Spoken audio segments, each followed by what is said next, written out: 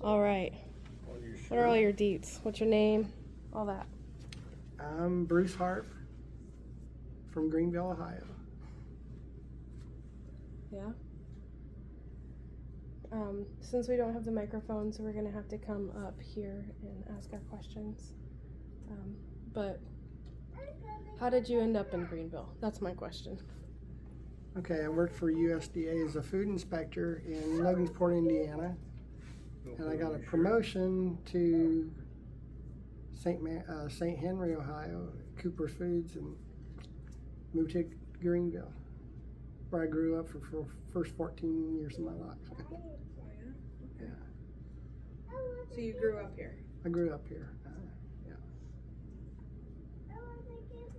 And then we moved to Winchester, Indiana after my father passed away, and then farther west into Huntington County, Indiana. And after graduation from high school, I went in the Air Force to Mountain Home, Idaho, was my first base. And we went from Idaho back to Indiana for 4 years. No. I was in the Air Force Reserves. And then went back on active duty and went to Nellis Air Force Base in Las Vegas for 2 years.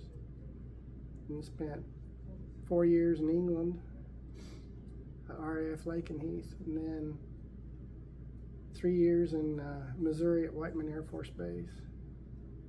Then back to England for 4 more years in Upper Hayford, England. And then went to Minot, North Dakota after that. And I got out of the Air Force and went on reserve duty in Whiteman Air Force Base in Missouri again. And then I was there for, I'd say, about 7 years. And then when I got a job with USDA, moved to Indiana and then to Ohio. What did your parents do? My father was a auto parts salesman, and my mom was a nurse in her younger years, but she just stayed home and took care of us kids when we were young. And then when we grew in our teen years, she went back to nursing and worked in the hospital in Union City. How did you and your sweetheart meet? Well, we were in high school together in our junior year, and we sat in study hall across from each other and just started smiling at each other, and that's all to it. So we started going to study. We were in a play called Bye Bye Birdie, and the final night of the play, that she played Rose Alvarez, so she was the leading woman in the part. And we went study that night. I gave her a ring at our party afterwards. So. Was she always part of the faith? Well, she was RLDS. Yeah, so I joined the RLDS church when we were in Idaho in 1975. And then in our second tour of England, we joined the LDS church in 1992. What made the switch? We saw a lot of things happening in the RLDS church that was changing, and it wasn't for the good. They were not engaged in the Book of Mormon that much anymore. It was always the Bible only, and just a lot of things were changing, and we got new neighbors in. They had 5 kids, and my wife was cleaning the bathroom one day, and if you ever lived in base housing, you'll know that the walls are thin, so you can hear the neighbors. And she heard the mother asking the kids about Nephi and Lehi, and the kids just shouted out answers right after one another. So we got to meet them and all that, and really enjoyed their company. And they told us who they were. I said, well, we're RLDS, so we knew the Book of Mormon, the Doctrine and Covenants, so you know, we understood each other, what they're talking about. So then the missionaries came and knocked on our door one day and started talking to them, and we learned, of course, we knew about Joseph Smith and the first vision and all that, so it was very easy. And the things we didn't know about was the plan of salvation, the three kingdoms. I mean, we heard about them in the RLDS church, but we didn't really talk about it that much. And matter of fact, this week in our Come and Follow Me studies, we're talking about Section 76 and Doctrine and Covenants and the three kingdoms. So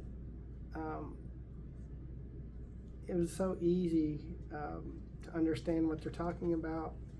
And then when they got to the temple, then that's when, because we never really learned all that. It was the leaders of the RLDS church back in 1852 took all that out of the Doctrine and Covenants. They didn't teach that. So once we learned all the things about the temple, that made a big difference. And so we prayed about it and decided to join the LDS church in 1992 over in England.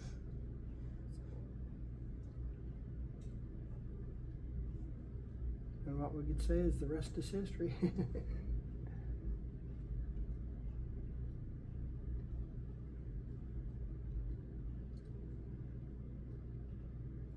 How did that coincide with your kids? Were they little? Were they around at all?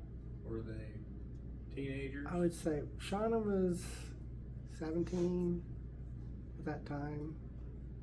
She understood it, and Heather was she's like 15, and she fell in love with one of the missionaries. As most young girls do. And his name was Lane Barlow. So Elder Barlow was one of our missionaries. And I think he's the one that baptized me. And then I baptized my daughter Shauna, and then the rest of the kids were baptized by the missionaries and my wife and everything. So we were in the Cheltenham ward over in England, and we were there for a year, and then came back to the States to Minot, North Dakota.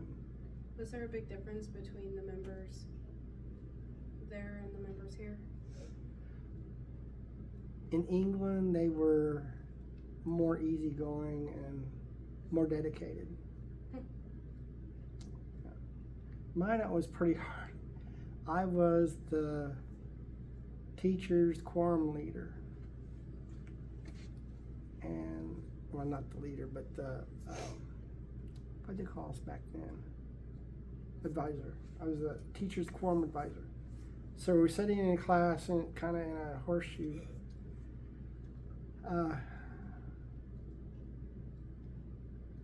And I had two boys just all of a sudden jump up out of their seats and grab each other by the throat, and they're starting to fight.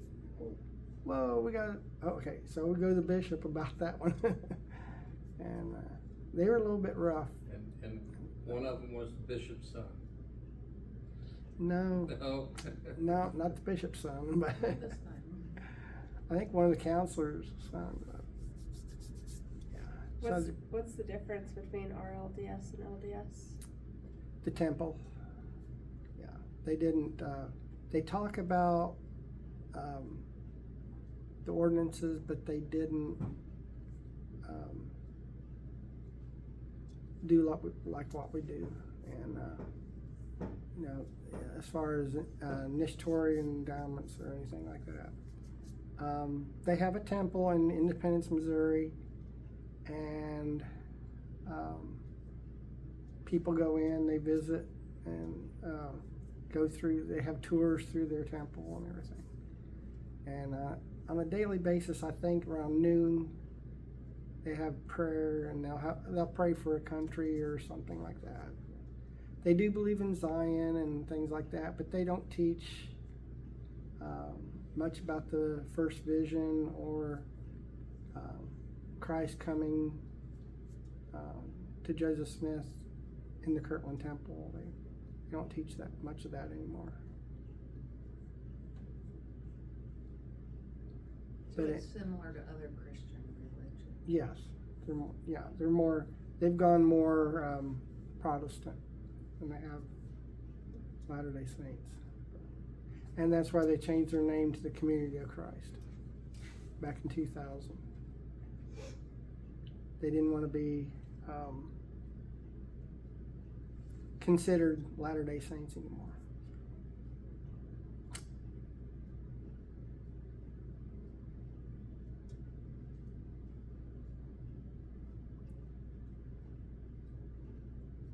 What's been, out of the trials you're willing to share, what's been one of the most difficult trials that you're grateful for? And why would you be grateful for it? Being in a small branch. Sometimes it's frustrating, but I've learned that we have to be patient. And it's not always going to be this way. And working with President Yanis has been such a blessing. It's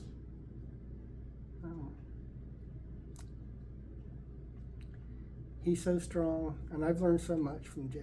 And then working with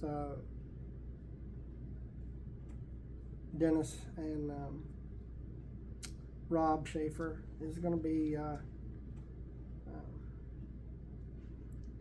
sad to leave, but I know you guys are in good hands. So. And we got more people coming in. So. Just have to be more encouraging and hope that things will grow.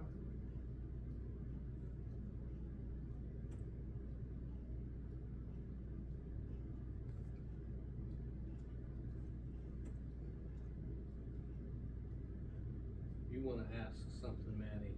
Oh, no, I don't know. You have a question inside of you somewhere, I can tell.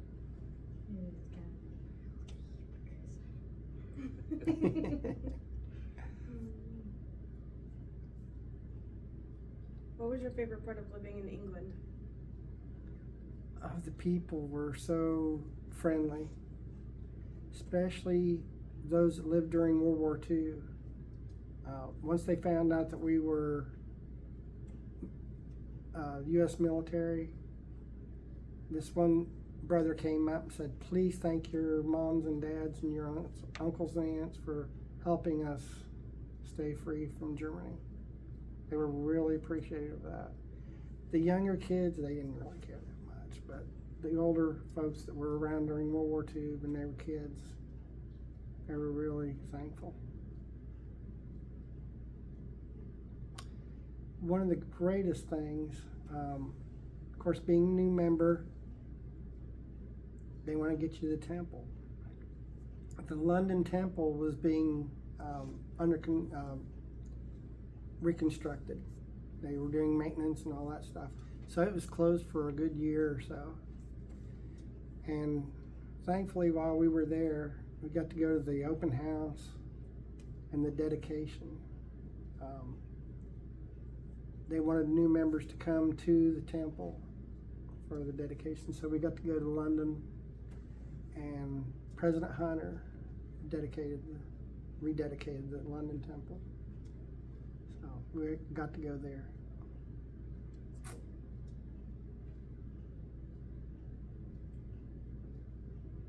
But we weren't there long enough to get our temple recommends, to go do our endowments and all that. So we did that in Chicago back in 1994. What was that experience like for you? Nerve-wracking because had to drive 2 hours to the airport, get on a plane, fly to Chicago, and it's December.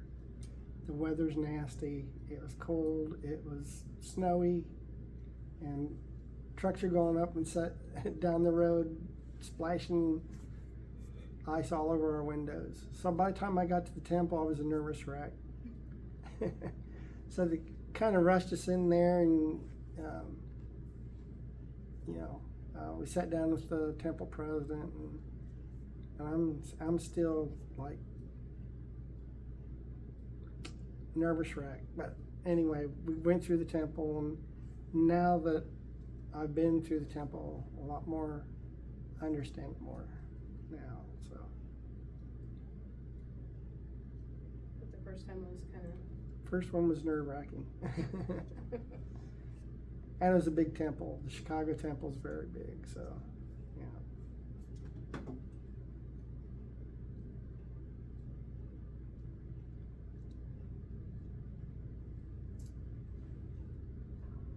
What's your favorite temple?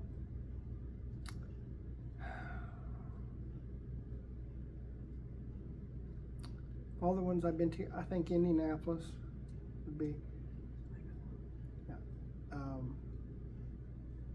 because it was dedicated in 2015, and that was our area.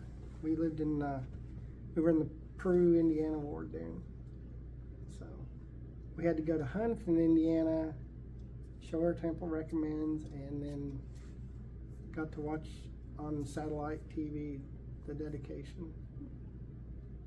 I think it was done by President Eyring, if I remember correctly. I think President Eyring did the Indianapolis temple.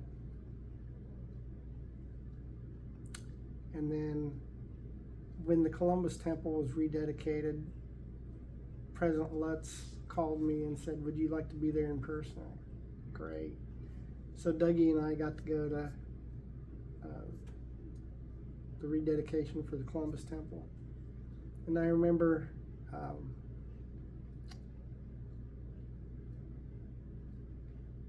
we were standing in line waiting to go in, and President Ballard, the RV pulled up, a big Cadillac. He got out and waved at everybody, and this was just a few months before he passed away. And we were in one of the ceiling rooms, and on his way to rededicate the temple, he popped into our room and said, "I'm glad to see everybody here today." And it was really nice. That was a special moment for us too.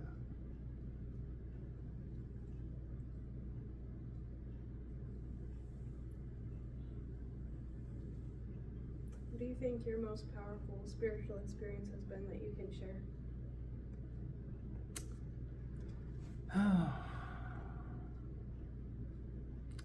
Testimony of the Lord Jesus Christ.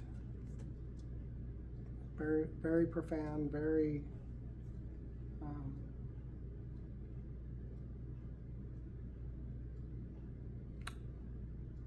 even to this day, when I think about it, and it's been years since this happened, but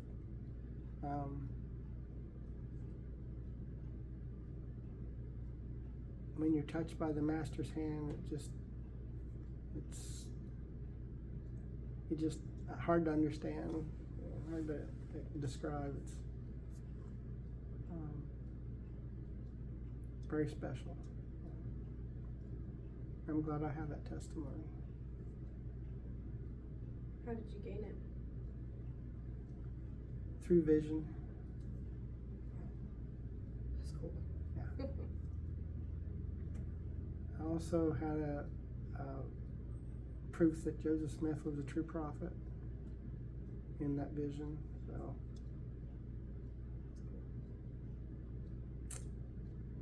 there's no doubt in my mind that the restoration is true, and what we're doing on a daily basis as we serve others and go to the temple and attend our meetings here and partake the sacrament, we're on the right track. I just wish other people could understand how important it is to be here.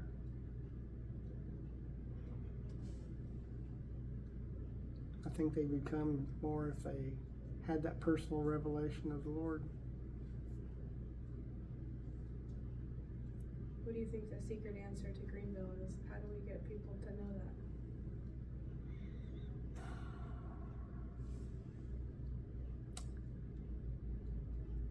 That's the big question I've had for 8 years. I don't think it's so much about what we say or do to get them here, but more serving and being there for them so they want what we have. Mm-hmm. Not so much about, I think it's through acts of service. Sure. And that's why President Lutz had that vision of why we need to minister to our families. It's very important. And if we touch their lives in a special way, then maybe they'll catch that vision of what things are about to happen in the world. And see the writing on the wall and wake up. But if you've helped plant seeds, Mm-hmm. when the day comes that they Yeah. say, you know. And one of the hopefully things, those I think seeds one of the things too is having a monthly get together like Bethany's working on doing. I think that could help bring people in. I know in the RLDS church we had, well, even in the Peru ward we had a monthly potluck. It's usually on a Saturday night, and we'd have entertainment. We had games, because we had like the Elders Quorum was in charge 1 month, and then the Relief Society in another month, and the youth in another month, and bishopric.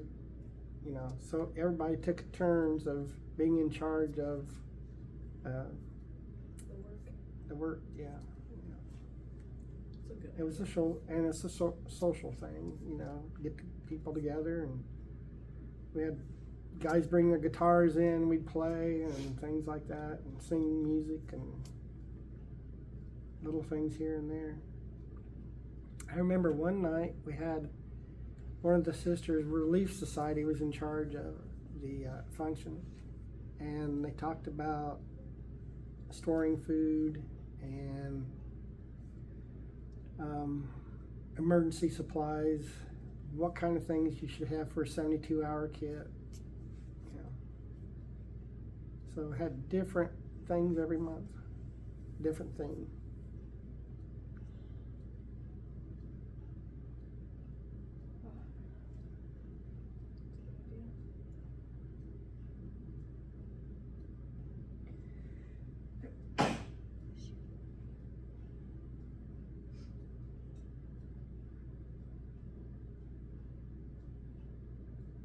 What would you say your strongest memory is? Strongest memory.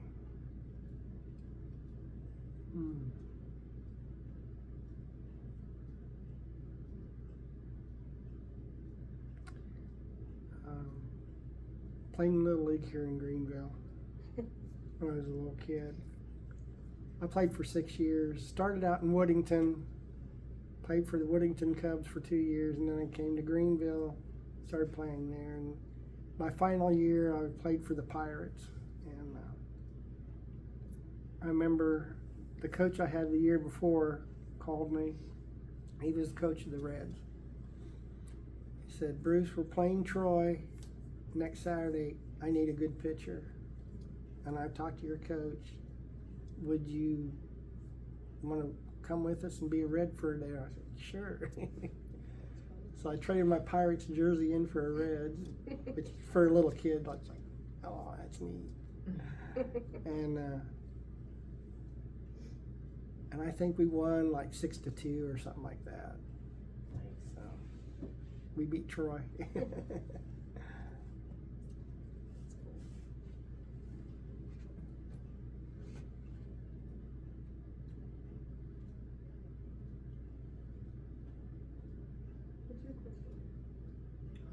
I'm questioned out.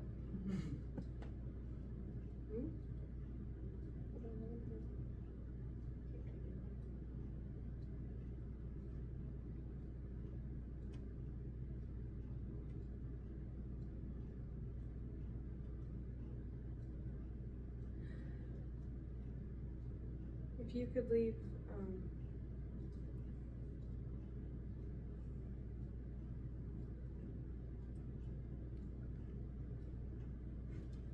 if you could leave the youth with advice from your life, what would it be? Like in general and in like a specific. Okay. To the youth, I would say that to keep on the covenant path, because we're in a time of history now that is revealed to the book of Revelation. We're living through it right now. Everything that Joseph Smith said was going to happen, everything that Jesus said was going to happen, is happening right now. And we need to be in tune with the Spirit. President Nelson has made it very clear that we will not be able to survive spiritually without the constant companionship of the Holy Ghost. And we need that in our lives, because without it, we will not prosper. We won't make it through. So I got to keep on the covenant path and never waver. How is it that you can stay on the path even with like, have you experienced things that make you wonder of the truth in the past, and what's kept you straight? What keeps me on the covenant path is the temple.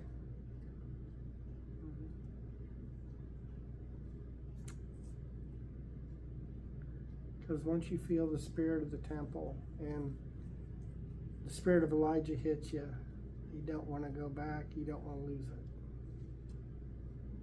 That's so important.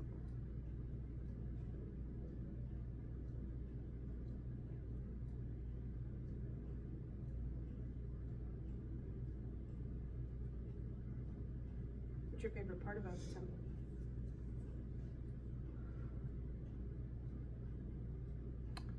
I would say the ceiling. I spent a lot of time in the ceiling room because it seems like, well, the last time I went was when your mom got her endowment. So Jeannie gave me some cards to do initiatory. So I did initiatory. And then I went to the ceiling room because they needed help. They only had a few people in there. So went in there, spent an hour in there. Then we did your mom's endowment. And then we went back to the ceiling room just to show her what it's like. And I stayed in there because they needed help. So it's a very special place. What makes it special? You're sealing families together for time and all eternity.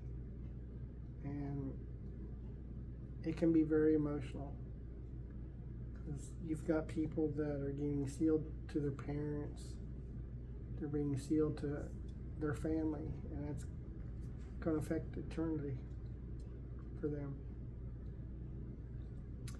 Then you run into people that you have relatives that have, like, my wife's maiden name was Van Meter. And one of the brothers there, Brother Vickers, he's got Van Meters in his family too. So I talked, and I was presenting at the Vale one time, and he brought up a Van Meter.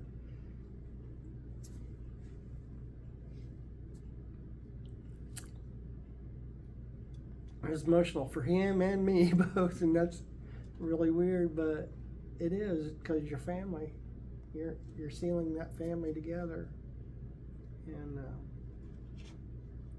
yeah.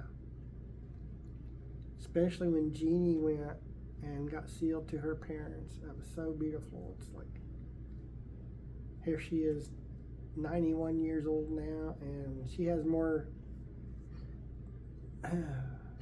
energy than most 50-year-olds. She's always here unless she's sick or something, but she's always here and always supporting what we do here. If I make it that long, I want to be that way too. She's just magnificent.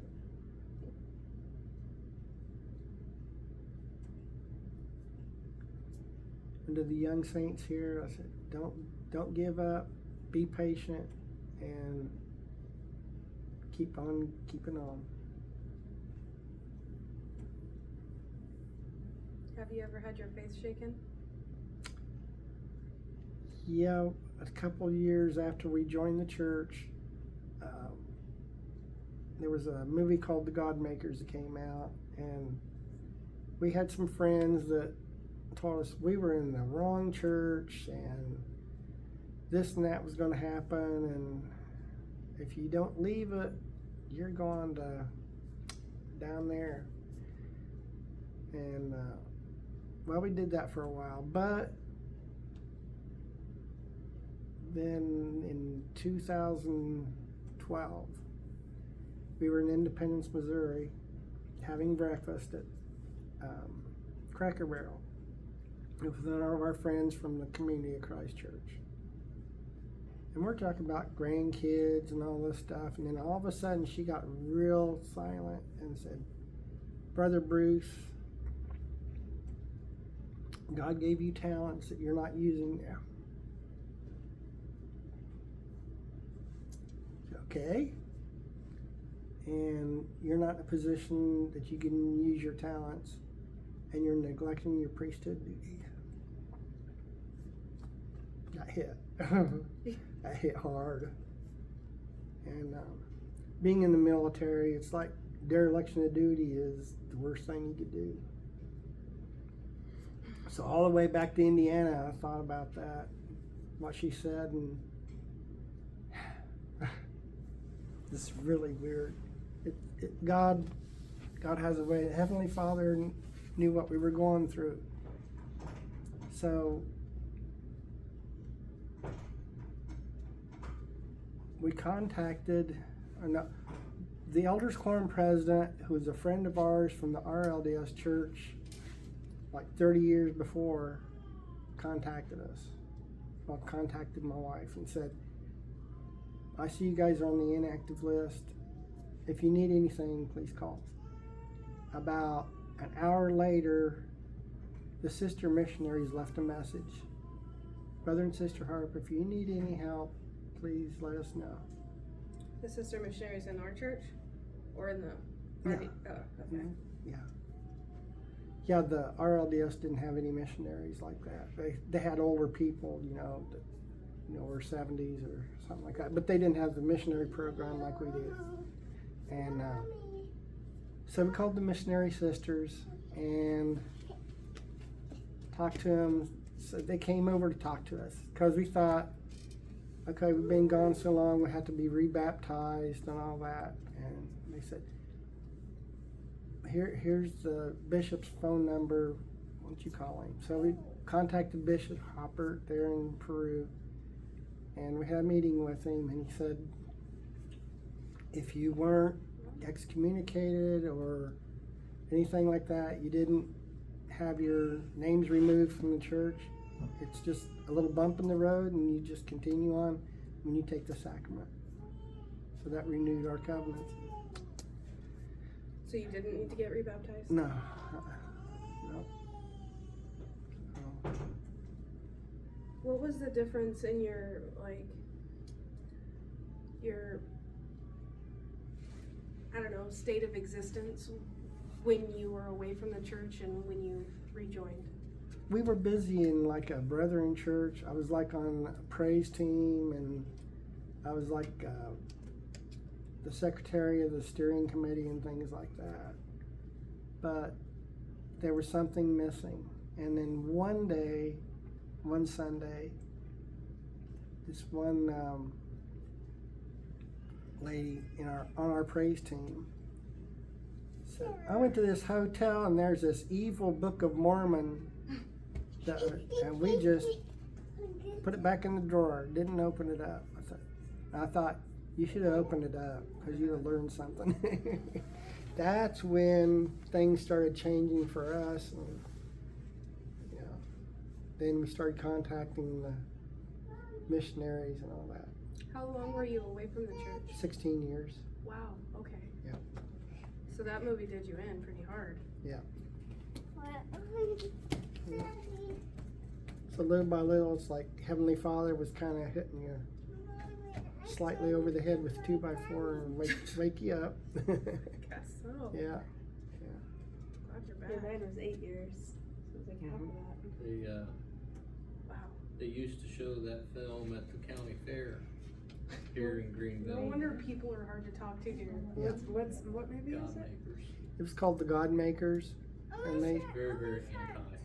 Very, very, very. yeah. When you think back, there's so many misconceptions and misinformation from that movie. Yeah, just for a constantly get talked about polygamy and it's like a whole thing I have to explain. What would you say to someone who is encountering anti like that, or even if it's just like a post on Facebook, because it's getting, even my feed is getting full of it, and that doesn't Oh, make I any know. sense. Yeah, So- I see a lot of that. I can't remember who I talked to about that. We have to remember that every person is a spirit child of Heavenly Father, Heavenly Mother. And not to lash out at them, say you're an idiot and things like that. To say, well, I know what I believe, and if you don't agree, that's okay. God bless you, and just the main thing is don't contend with them. She getting more stickers. Yes. Sorry. Oh, At least she's not in the candy, right?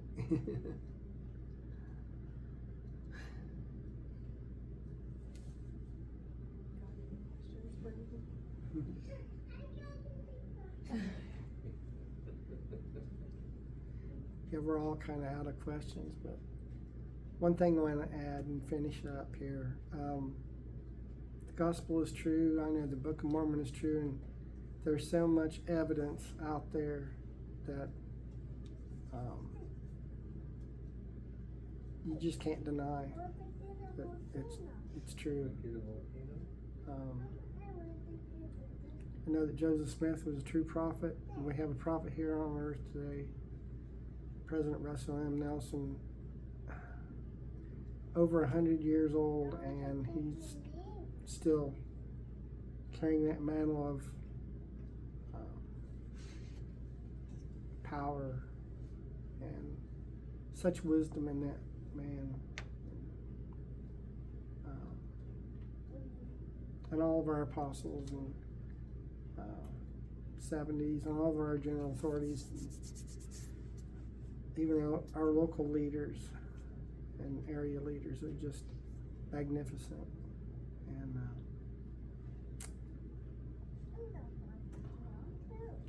our Lord Jesus Christ cares about all of us, and He loves each and every one of us individually.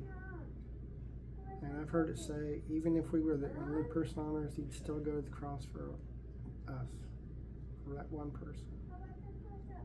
I say these things in the name of Jesus Christ. Amen. Amen. Thank you. Thank That was you. really powerful. I'm reading up on the RLDS at Curiosity because my friend lives right near. He was LDS too, so he tells me about it sometimes because he's in Missouri. Mhm. And then there's the whole LDS side. Thank you.